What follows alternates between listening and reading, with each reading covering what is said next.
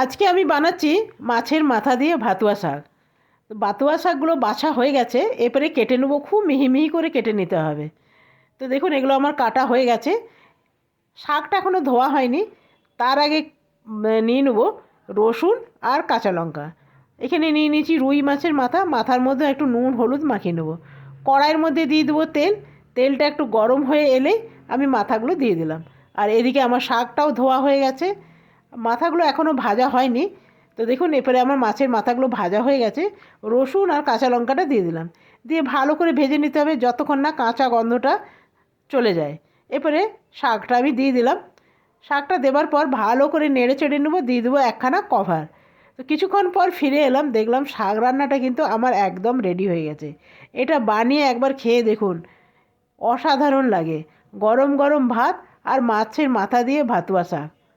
কেমন লাগলো?